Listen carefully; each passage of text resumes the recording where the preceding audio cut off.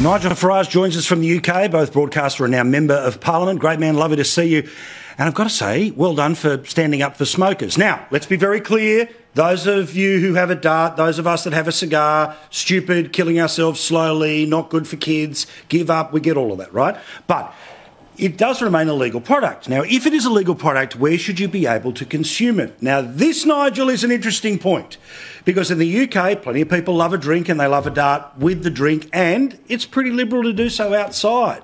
But this new mob look like they're going to get rid of that. Yeah, we've got this new Labour government who are showing their sort of puritan streak that they must control every aspect of our lives. Look, liberty, as, defined by John Stuart Mill back in the 19th century, is the freedom to pursue your own activities, provided they're not to the detriment of others. All right? So if you go outside into a beer garden to have a smoke, you don't have to affect anybody else unless they choose to come in your area. And that's why these laws are frankly, unworkable. And Australia's the example, isn't it? I mean, look at what's happened in Melbourne, where you've taxed cigarettes to a crazy level, you've made it very difficult to smoke anywhere in the state of Victoria, and now guess what's happened? The tobacco trade is in the hands of the criminals, and you've had 97 fire bombings in the last 2 years. So I've been warning the government here, don't do what they've done in Melbourne. Don't take a legal activity and effectively criminalise it.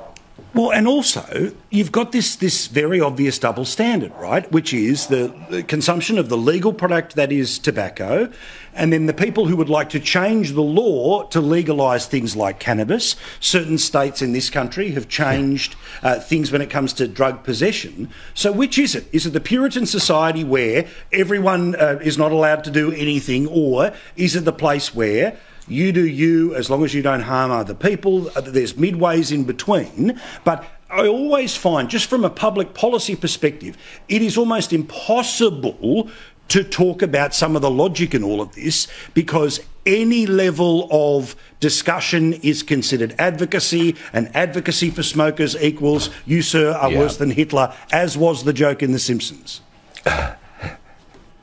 Yeah, I mean, I've been to the state of Colorado where smoking a joint's great, but light a cigarette, oh my goodness gracious me, you think you've done something terrible. So you're right, there is a big contradiction here, but look, the general direction of travel is to control our lives. The World Health Organization have now said there is no safe legal limit for alcohol, so they'll be coming for that next. And would you believe, in the last 4 days in this country, a report out suggests that having just one croissant every morning significantly affects your chances of having a heart attack. So either we just all give up and live on bread and water, or perhaps that won't even work, or you reach a point where, frankly, you disrespect this so much, you just tell them all to go to hell. 100%. Could you imagine anyone running on a platform of shut the beer gardens and get rid of the Pretz? I don't think they'd be able to get over the line. There's little bakeries on almost every corner. Good luck. Let's go to America. So Biden was brought out today by Harris, Labor Day, celebration of unions, blah, blah, blah.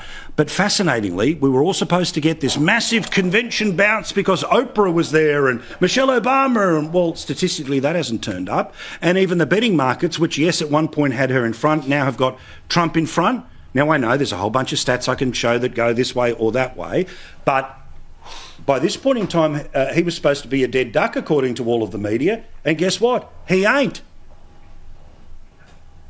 Yeah, I think that the Kennedy pulling out and supporting Trump in the key states, I think that was a bigger moment than people realised. 100. Here was somebody right from the very heart of the post-war Democratic Party saying, look, they don't represent the values of my father and my uncle. I think that was a big moment. I think the Tulsi Gabbard moment, again, a Democrat who'd come to Trump's side. So I do actually think quietly the Trump campaign has been getting better.